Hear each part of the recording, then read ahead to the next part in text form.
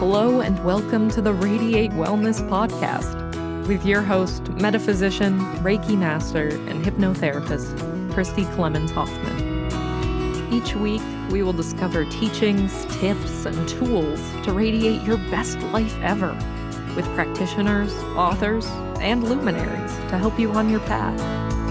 Wellness, joy, peace, abundance. What do you want to radiate? Hello and welcome back to the Radiate Wellness Podcast. Today we radiate renewal with Kristin Kirkpatrick, who is an experienced presenter, award-winning dietitian, and the author of Regenerative Health. Discover your metabolic type and renew your liver for life. Hello, Kristin. Thank you for joining me today. Thank you so much. It's such an honor and a privilege to be here and communicate with your audience. So thank you.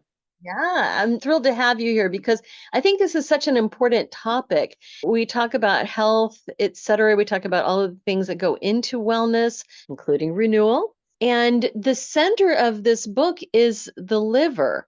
So I want to take a deep dive into that. Why is the liver so important for regenerating and regenerative health? Yeah, well, to stick with that word, the liver is the only organ that does regenerate. So I think that in and of itself is pretty interesting and fascinating. When I talk about case studies with my co-author, Dr. Hanane, he talks about how when someone needs a partial liver transplant, a loved one will give part of their liver to that individual. And within just a few weeks, both livers are back to normal size. And I think that's pretty superhero-y. That's pretty incredible. And there's no other organ that does that. So really kind of back to this question, why the liver? Well, I think number one, because we never think about the liver. And we think a lot about our hearts, we think about our brain, and we think about our skin, but we never think about the liver. And probably the reason we don't think about it is because the liver is kind of off in silence, and it can take a beating before it gives any kind of signal to you that there's a warning sign that something might be going wrong, which is one of the reasons why. I think we also have this misconception of what the liver does. I did kind of my own little focus group, and I asked people in a room, what do you think the liver does? And every answer was the same. Oh, well, it works when I have alcohol. That's it, right? Like you have alcohol, the liver's going to step in, alcohol gets taken care of. But the liver is involved in every single solitary metabolic process that the body has. It's also involved in hormone regulation. It's involved in blood clotting. It's involved, obviously, in detoxification. So when the liver is not working optimally, no other organ can. So it's a really important organ, but we forget about it. That is very important. I had no idea. Of course, I always thought it processes toxins, but it does that in conjunction with everything else, it sounds like. Yeah, blood clotting, vitamins and minerals, blood sugar regulation.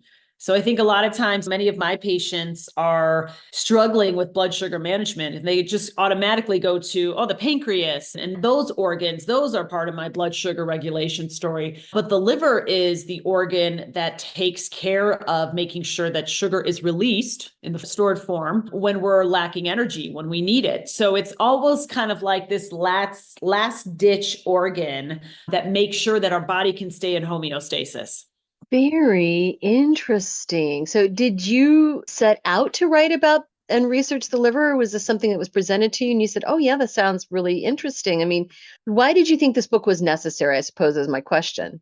Right. No, I never set out to do this. In fact, when I thought I wanted to write a book, I had in my mind many more sexier ideas, weight loss, the microbiome, all these ideas that had already been written. But what I was missing that was right in front of me were the 40% of my patient base coming in and saying, my doctor told me I have fat in my liver. There's no drug for it. And he just sent me to you. And so what do I do?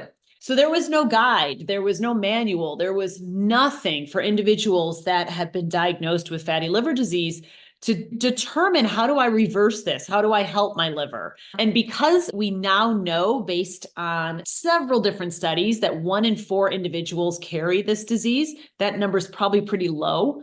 It's really important to be able to give attention to it and give guidance to individuals that are struggling. Right. And from what the little bit I know of fatty liver disease, most of it is diet. So what is fatty liver disease? How does it affect us? And what is it? Sure. So when we think about the kind of general term of fatty liver disease, it can be clumped into two different scenarios. Number one, we can have alcoholic fatty liver disease, which obviously occurs when we abuse alcohol. So that's kind of one bucket. We could put that off to the side. But the main form of fatty liver disease that we see today, and also the main reason for liver transplantation, is really looking at the metabolic association with fatty liver disease. So fatty liver disease has always been called NAFLD, non-alcoholic fatty liver disease. And recently, in the past few weeks, actually the past few months to years, because it had to get approved, the liver organizations have renamed it to be MASLD, which is metabolic associated steatohepatic dysfunction, which means that it is completely based on metabolic health. So diet plays a huge role in that, right? So when we have insulin resistance, when we have type 2 diabetes, our liver is strongly impacted by that. What it essentially means from a clinical standpoint is once you have more than 5% of fat in the liver, you now have fatty liver disease, because over 5% is abnormal, and it goes through stages. So as the liver senses that normal healthy cells are being replaced by fat, it makes the attempt to try and heal. But in that healing process, it's almost no different from when we scratch our finger. It develops scar tissue. So it's trying to heal, but the scar tissue is continually happening. Inflammation happens. So it goes through all these different stages where it progresses, very reversible in the first few stages. But if it progresses too much, then we're in cirrhosis, and our only solution for life is a liver transplant. Oh, okay. So it pays to take care of our liver. Yes. And you break the book down into 4 metabolic types. Why is that? Because throughout my 20 years of being a dietitian, the one thing that I noticed that I never really loved was I would have a patient come to me. I would go into their chart, and automatically at the top of the chart would be their designation as far as their weight. So this person was underweight, normal weight, overweight, obese, or morbid obesity. And all of those designations were classified by BMI. BMI simply tells us the stuff. And when I say stuff, it's no different from the scale. When you stand on the scale, you see what all the stuff within you weighs, but you don't see anything related to muscle, to fat, to water. None of that is revealed. So this number, whether it's the scale or whether it's BMI, is in a lot of ways very useless, because it doesn't tell us how metabolically fit we are, and it doesn't tell us how much muscle to fat we have. It just tells us, here's how much all of you weighs.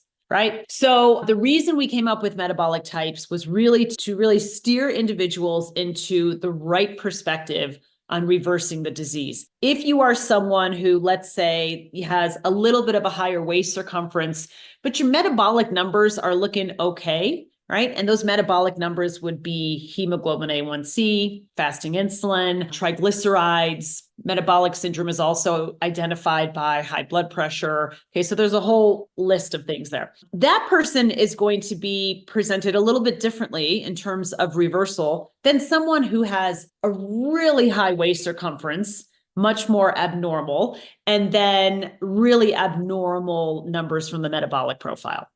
Right. Okay. All right. So these metabolic types of the body, what are the 4 metabolic types? Yeah. So the first metabolic type essentially looks at someone who is healthy. So healthy means that their metabolic numbers are normal. Their blood sugar, their cholesterol, triglycerides, blood pressure, all of these are normal, right? So they're healthy and they have a normal waist circumference. Okay. So these people might want to focus on the liver based on more genetics than anything else. So they could have a predisposition to develop fatty liver disease based on the fact that maybe mom had it, or mom had gestational diabetes while they were being carried within mom. All of those things increase our risk factor, as well as some ethnicities, et cetera. The second type would be that we have a higher waist circumference, but our metabolic numbers are normal. So all of those numbers look great, but we're carrying too much adipose tissue within that mid region. So we are at risk of it kind of getting out of control and our numbers becoming not so great. The third one is an individual where their waist circumference is normal, but their metabolic numbers are completely abnormal. So this is like your traditional skinny fat. So someone presents, their waist is fine, their weight looks good. They don't look to be overweight or obese, but yet there's all these warning signs that we see in the lab work. Hemoglobin A1C is up, triglycerides are up, HDL is low. So all these warning signs. And then the last person would be someone who has a high waist circumference and has all of those metabolic numbers being abnormal. So those are kind of the breakdown of the 4 types. And really, there's different interactions we can see with each of those based on what some of the issues are. So with fatty liver disease, our liver is in trouble. How do we know that? I mean, besides all of the metabolic markers, which we may not go to, a lot of people just don't go to the doctor when they should. But how do they know that there's a problem that they should get it checked out? I don't want to take too much of your time, but I would like to ask you a few simple favors. First of all, please rate, review, and share this podcast wherever you're listening. You know, it sounds like a simple little thing, and it is, but it has a huge impact for us because it helps other people find us in the podcasting algorithms. I don't know how it works, but I do know that it helps a lot. Next, if you would subscribe or follow wherever you're listening, whether that's YouTube or Apple Podcasts, Amazon Music, Pandora, Spotify, wherever you're listening, just hit subscribe or follow, and that helps you and it helps us. It helps you because then you receive notifications when we have a new episode that's out. It helps us because, again, algorithm magic, I don't know what happens, but it helps. And then finally, you can support our podcast in a tangible way by going to radiatewellnesscommunity.com/podcast and then click on support the show. Now, we have a new feature too. We are now on Patreon. You can find us on Patreon. You can also find the link to Patreon when you go to radiatewellnesscommunity.com/podcast. So on Patreon, for $3 a month or $5 a month, you can support your metaphysical and spiritual growth. You can learn about upcoming guests, and you can get early and ad-free versions of the shows. So please support us. This podcast is free for you to listen, but we have costs, and quite frankly, they come out of my pocket. So if you like this content, if you get a lot out of it, please see what you can do to give back. Thank you so much. So that's really the issue, is that there's no warning signs for the most part that there is something going on with the liver. A lot of times people will find out, this is the case with the majority of my patients, because they have seen the doctor, they had their annual physical exam, their doctor will routinely run their laboratory data. Often that involves liver enzymes. And so they will look at those liver enzymes and say, hey, your liver enzymes are a little bit high. So that's concerning. But I also noticed your waist circumference is a bit high. Maybe you've got some other things going on. I think you probably have non-alcoholic fatty liver disease. About almost 80% of type 2 diabetics or insulin-resistant individuals also have some form of fatty liver disease. So that would also be kind of an easy way for a physician to say, most likely this is what's going on with the liver. Some physicians will go the step further and will do an ultrasound to determine if there's actual abnormal amount of fat in the liver, but there's no symptoms. And a lot of times what we hear of in terms of symptoms are very general, if you will. So most of my patients are female, over the age of 45, peri and postmenopausal. If that woman comes to me and says, I feel like I got a little brain fog and I'm really tired, that could mean a million things, right? It might not mean anything with their liver. It might be that you're in menopause, estrogens drop, brain fog is not right. So all of those really nondescript. Yes, I agree. As someone who's had some medical issues myself, autoimmune, et cetera, a lot of these things are silent. That Very you just, silent. right. And they can mimic and mask so much else. Right. I mean, how many of us aren't tired, right? So it's like to come in and say, gosh, I just feel so tired all the time. Like, yeah, so do I. But how do we pinpoint what that tiredness is actually related to? Right. Is it Epstein-Barr? Is it you stayed up too late last night? Is it menopause? Is it, it could be anything, right? So we want to test the liver health. We want to at least have that enzyme test. Yep.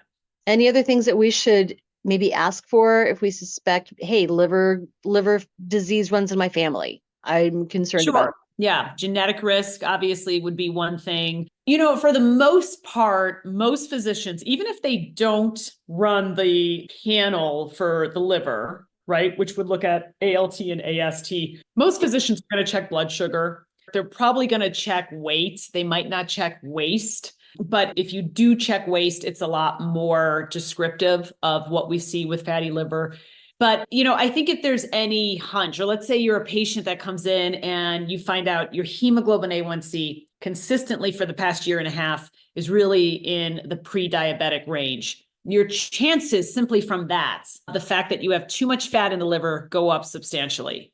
So I think there's a lot of other things that we can look at and say, okay, let's try and manage this. And from that aspect, even if you don't look at the liver, have a conversation about the liver, even if your doctor just says, I really want to get your blood sugar down and let's work on that, that will in turn help if you do have fatty liver disease. So it just kind of depends what route your physician takes. The whole thing we're trying to avoid is going from, hey, I have too much fat in my liver, to now I am in this second phase, which is called NASH. About 20% of individuals will reach NASH. And that is when I'm starting to have inflammation, scar tissue, that healthy liver cells are really turning into unhealthy liver cells. Now I'm more at risk for cirrhosis. So that we want to avoid getting into that stage. Right. Oh, absolutely. From what you said earlier, there's no real treatment for this. There's no drug for this. There's no treatment. It's like, what do we do? Yeah. So I will say about 3.5 weeks ago, this was very exciting. The first drug ever to come on the market to treat non-alcoholic fatty liver disease did come out.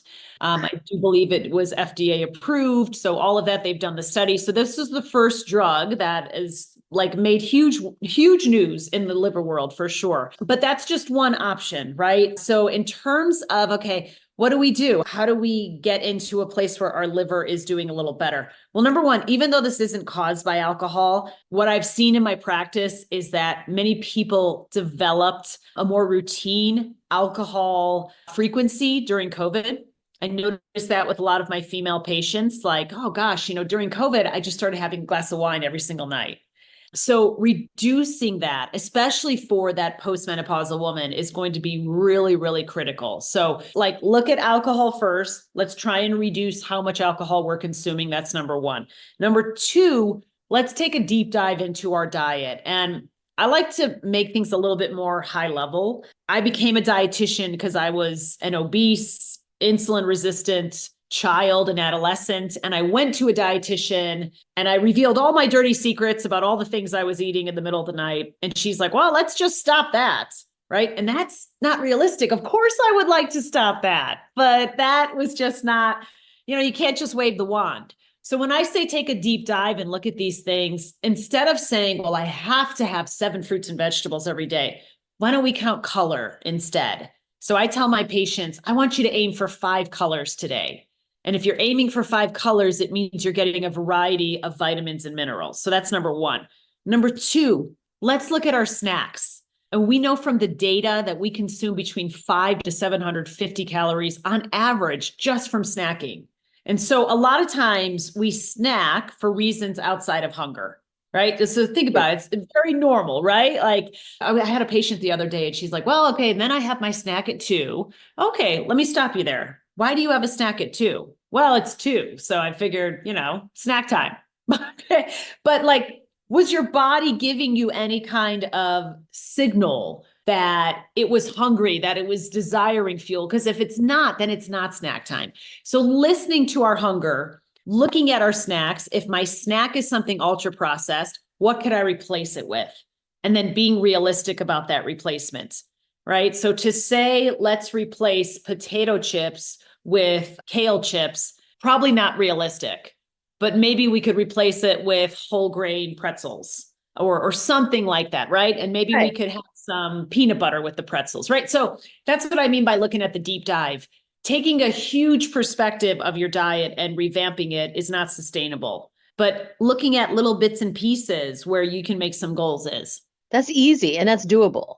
Easy and doable, easy and doable. When people come to me and they're like, I'm here because I want to lose 60 pounds, I'm always like, okay, so I can't wrap my head around 60 pounds and neither can you. So what we're going to do is our goal this week is to lose a half a pound and we're going to make one dietary improvement. And every week we're going to come up with a new goal instead of this huge goal of lose 60 pounds and revamp everything. No, that's a wonderful idea. Right. And to your point, we eat because we're bored, because we're being social, because we're sad, because we're lonely, right? Stress. Yep. Stressed. Yeah. All the things except hunger, right? Yeah. Yeah. Making these simple choices and these simple changes is, like I said, is very doable and very easy to do. I know people who have lost significant amounts of weight just by still going to McDonald's, but instead of a hamburger, they get the salad. Sure. Or they go to or they get the hamburger once a week. They're not Right. doing it 3 times a week. Even just reducing frequency makes a big difference. That's a good point. Right. Yeah. Right. We can always find places where we can do better. Right. Yeah. Me Well- too. Me too. I mean, I'm a dietitian. People are like, oh, you must, your diet must be perfect. It's far from perfect. I still have the demons of childhood. I am in menopause. Believe me, there are challenges that I deal with on a day-to-day basis, and I am not perfect. But I think perfection has never been shown to be something that is sustainable or even something that produces happiness. There is still a pleasure with food. My boys wanted to see New York City more than anything. And so I took them there for spring break. And we went to an Italian restaurant one night and I had meatballs and white pasta and I enjoyed every single minute of it. That's not typical for me. So that's the thing. It's like, it's not when we do this once in a while. It's when we have meatballs and rigatoni every single night for dinner that we could get into trouble metabolically speaking, especially for a postmenopausal woman. Right. It's progress, not perfection. Right. Right. Always trying to do better rather than trying to be perfect. No, I agree. Now, however, are there certain foods that we should keep on hand, that we should try to work into our schedules? Yeah. So one of the main foods that we often don't think about, but that has so many clinical trials looking at the benefits is coffee. So we know that both caffeinated and decaffeinated coffee, I mean, think about it. This makes sense, right? Coffee ultimately comes from a plant. Anything that's coming from a plant will have some benefit. So it's coming from a plant. It has a lot of what we call bioactive compounds. We know that there's studies looking at coffee's role in reducing inflammation. So if we think about the inflammatory state going on in the liver, that makes sense too. But we have more than well over a dozen clinical trials looking at consumption of coffee and reversal of fatty liver disease. So there is a very powerful component going on with coffee, and we see this both in decaf and caffeinated versions. Okay. So coffee's a big one for sure. Berries. So what I like about berries is I think about what I tell my patients have multiple colors. So it's really easy to get blackberries, blueberries, strawberries, maybe throw in some kiwi, which is not technically a berry. And you got 4 colors, right? So that's a great way. So it's a great way to get a fruit that is lower on the glycemic load. So keep in mind, many of these patients will be type 2 diabetic, insulin resistant. They do have to look at how do I make my carbs work in a better way for me? So that's lower on the glycemic load, berries. And again, lots and lots of studies looking at some of the benefits. Green tea, garlic, anything really in the allium family. So garlic, onions, shallots, things like that. Cruciferous vegetables, that's a big one. Dark chocolates. So that's a great one where we could look at, okay, that's a really easy swap. So if I'm a woman or a man, and my big thing, and I'll tell you what, this is a huge thing for my patients. I can't tell you how many patients come to me and they're like, Kristin, I'm perfect throughout the day and everything goes to hell at 9:00 at night, right? I sit on the couch, I'm eating ice cream, I'm eating potato chips, I'm eating candy. Right. So that's a great opportunity. Where can we make the swap? So dark chocolate has flavonoids, a lot of benefit and a lot of benefit to the liver. So just another example, but I would say just get more plants. And then when we're thinking about our protein sources, beans and legumes, poultry, fatty wild fish, those are going to be your best sources to help improve liver health. Wonderful. And they're delicious. All of Right. them are delicious. Yeah. It's so interesting. I will have patients that it's kind of like the cliche when you see a dietitian that will come up to me and say like, oh, you're going to make me eat kale, aren't you? Right. And I always say, well, no, but like kale's a cruciferous vegetable. It's also green. So let's sit down and figure out, is there something green or cruciferous that you could replace for kale? And that person might say, oh, I love Brussels sprouts. Okay, great. Then never have kale again. You can have Brussels sprouts. So we don't have to attach ourselves to this notion that we have to have all the superfoods and we have to break the bank on getting things that are not like really falling within what I call our personal preferences, our cultural preferences, and our religious preferences. We just have to figure out what works and what we like and what falls within those three buckets. Right. So many choices out there anymore. I mean, if you like the pre-planned meal route, healthy route or hungry route is really good for that. HelloFresh, you can curate meals that are going to work for you. It doesn't have to be hard. There's so many options, right? There's so many options. And even just like something as simple as looking at getting our food from the frozen aisle instead of the fresh produce aisle, right? Yeah. Like frozen fruits and vegetables are frozen at peak ripeness, which means based on what season you're in, they could be actually much more nutrient dense than the fresh. So again, if you're in Missouri or you're in Ohio and you want a fresh blueberry in February, that blueberry was not grown anywhere near where you live. So that means it has to travel very far to get to you. And once it gets to the grocery store, then it has to be put on the shelf. Every day off the bush loses nutrients. So a frozen blueberry is a much better option in that case. And I think we have this notion that frozen foods or freeze dried, all of these things are just so much worse for us, but that's not necessarily the case. So even embracing things that just make life easier, have some frozen fish in your freezer, have frozen chicken, get vacuum packed lentils, have some frozen broccoli. You can put dinner together in 10 minutes with these three things that all started from your freezer. Wonderful idea. Wonderful idea. Okay, so let's return to fat and fatty liver. Are all fats equal? Are all fats, because you hear about good fat, bad fat, brown fat, yellow fat. Are they all equal? Is this all bad for us? Right. So there's two different things we can look at here. Number one, dietary fat. So when we were talking about some of those really great foods for the liver, one of the best foods for the liver is extra virgin olive oil. So we know like our healthy fats, which would be mono and polyunsaturated fats, liquid at room temperature, those are the best for liver health. That's not to say you can never have fats that are solid at room temperature, like butter, for example, like full fat dairy. There could be some benefit there as well. But if you just look at the studies, the base of most of these studies for overall liver health is the Mediterranean diet. And the focus of Mediterranean diet are going to be healthy fats, nuts and seeds, extra virgin olive oil, fatty fish. That's going to be the basis of it. Then we can look at the other concept of fat, which is fat within our body. And you specifically mentioned brown fat. So brown fat is a type of fat that unfortunately is reduced as we age.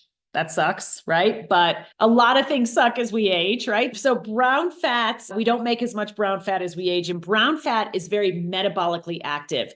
It is boosting our metabolism. We know that brown fat burns calories versus white fats, right? That we just have within our body that does nothing. White fat burns about 1 calorie per hour. So it's not the easiest to increase our brown fat stores. It would be great if it was. But we do have some new data looking at flavonoid-rich foods, cranberries, tomatoes, dark chocolate, that might help with increasing it slightly. The jury's still out. We need more data.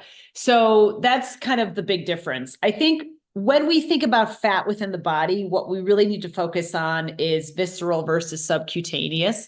So the fat that's very deep with below the skin. So not like right on the skin, but very below the skin and very deep within us.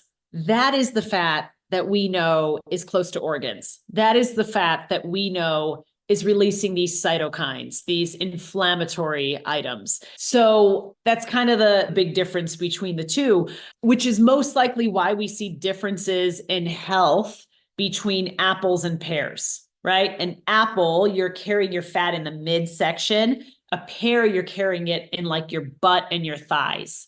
not so close to organs there, so not as risky. Once it's in the midsection, and again, very likely to happen to postmenopausal women, then it's close to our organs. So I have female patients that will say, I woke up and now I got a belly and I feel like I'm eating nothing and I can't lose it, right? It's like consistent with one patient after the next that's in menopause. So it's one of the reasons of many why our health risks go up considerably during menopause. I can see that. Being menopausal myself, I can see that. All the things. Now, which was my next question, actually, which type of fat in the liver do we have to be concerned about? Which you answered, it's like that visceral fat. Are there any other organs that are affected as much as the liver in this? Yeah, I mean, the liver is close to every single organ related to digestive health. So even just looking at the portal vein and looking at the like literal proximity of the liver to the pancreas, to the stomach, to the intestines. So other organs are very much affected by your overall liver health. When we look at the number one cause of death in patients that have severe non-alcoholic fatty liver disease, it is heart disease and typically heart attack. So we don't often see it manifested as, oh, liver cancer because this happened. It's typically something horrible happened to the heart. So the liver is going to impact that. I mean, remember, it's filtering blood throughout the entire system, throughout every single organ. And so again, this is why I always say, if something's going wrong with the liver, something's going wrong with every organ in the body. Okay, you have me convinced here. I'll tell you that. So there's so much more we can say about this, but I know you've written other books as well. Can you walk us through some of your other works? Oh yeah, Skinny Liver was our first book. Also collaborated with Dr. Hannah on that one. And that was published in 2017. And the goal of it was really to just highlight the fact that this disease was on the rise. And here's some of the factors of what we need to look at. It was much more educational to the liver itself. Whereas regenerative health really gets more into the treatment. So, hey, in Skinny Liver, we told you about the liver. We told you why this forms, some of the symptoms, etc. Regenerative health, we'll touch on it slightly, but we're really going to dive so much deeper into the dietary and lifestyle ramifications that could help with reversal. Just within, like, I write for the Today Show, so my articles there vary. I love writing about menopause and perimenopause because we like writing what we're going through, right? And just really anything that's going on in health that might be trending or that might be trending in a worrisome type of way, right? Mm-hmm. So, yeah. Right. And we hear about these things in the news, and there'll be like these kind of hot button things that'll be really hot about Mediterranean diet for a while. And then it's really hot about the dark chocolate for a while. And all of these things just kind of cycle around. But this sounds like something that we need to keep on the radar all the time. I think we need to keep this on the radar all the time because it is in line with type 2 diabetes and insulin resistant in terms of prevalence. Our prevalence of this continues to go up, not down. We haven't found a way to improve it. I think that probably the GLP-1 agonist drugs, we could see a notch down in some of the cases of this, right? Because it's so helpful with blood sugar management, weight loss, et cetera. So that remains to be seen. But all of these things that we know impact health span are increasing, and the numbers are projected to not improve over the next 20 years. So even looking at rates of dementia and Alzheimer's, I mean, if we have a certain percentage of individuals that have this today, by 2040, the rate will go up much greater. So despite the fact that we are living in a world of constant education, it's not really doing anything. We're only becoming less healthy. And there's so many factors why that's occurring. But as we become less healthy, this is a disease that will continue to rise in numbers. And we're seeing it in kids as young as 8. Really? Wow. Yeah. And it's something that we can all take charge of too. It's like, it's not like a rare disease that you have Absolutely, to right. treatment or care. We can all take charge of this ourselves. I'll take charge of it because it's slow moving and it's slow growing, which thank God for that. So I think, again, that's why I always say, even if you don't want to think about it as a liver plan and you want to think about it as a blood sugar management plan, ultimately it's going to impact your liver. Or you want to think about it as, I need to be more heart healthy. Whatever your why is, I always tell my patients, we all have a why. And we typically have 2 whys. One is vanity based, which is totally fine. That's normal, right? And that could be, I want to get into this dress for this event this summer, or I want to be this number on the scale. But the other why is usually very deeply ingrained based on what we see in our parents and our family around us. Dementia is a big why in my practice. So my patients will say, my mom has Alzheimer's or heart attack and stroke. My brother and my dad had heart attacks when they were 40. I don't want to become that. So a lot of people have the, I don't want to become that as their why. If you take steps to improve that and reduce your risk of becoming whatever it is you don't want to, it will ultimately improve the liver as well. Right, because it does touch everything else too. Yes, yes. Okay. Is there a place where we can find all of your articles, your work, more about you? Maybe even, I don't know, schedule an appointment with you. So I've got a website. It's KristinKirkpatrick.com, Kristin spelled with an I. And on social media, I am Fuel Well with Chrissy. So it's kind of a take on Feel Well. When you fuel well, you feel well. So that's kind of why I chose that handle. And I put a ton of recipes on there, tips, things like that. Even your website says, "How are you feeling today?" Which is Yeah. cute. That's super cute. How are you feeling today? Thank you. I love that. That's adorable. And then the books, your books, where can we get those? You can get them directly from the website. Amazon, of course. Amazon is like my site links to Amazon. So either one will get you there. Right. Is there anything that we have not talked about concerning your work that you think is important for our audience to know? The last thing I would just mention is to just really practice gentle nutrition. And that means giving yourself a break. You're not going to be perfect every single day with your diet, nor should you be. So don't forget the pleasure that comes from food, and never steer too far away from those personal preferences, religious preferences, cultural preferences. That is part of who we are, and that impacts our dietary patterns. So how can we take those dietary patterns and form them in such a way that it makes sense for us? I love that. Gentle nutrition. I mean, nobody wants to be told what to eat, how to eat, when to eat, et cetera, No. right? But gentle nutrition. Be a little bit more gentle with yourself and, some of the decisions you make. You're not going to be perfect every day. You're not. It's progress, not perfection. Right. Thank you so much for joining me today. I think this is an important topic. I had no idea how important the liver was. And this was eye-opening. And I'm looking at my food choices and thinking I need to make some changes here. That's So awesome. greatly appreciated for you to give me your time like this. It's really, really wonderful. Thank you. Thank you so much. Don't know what to watch next? Decisions. Well, we've got some suggestions. You can click this little video here and watch that. It's something that we think you're going to like. If you like the last one, you're going to like that one too. You can also click on the subscribe button. And if you do that, then you'll get notifications whenever we have a new video up. Win-win, right?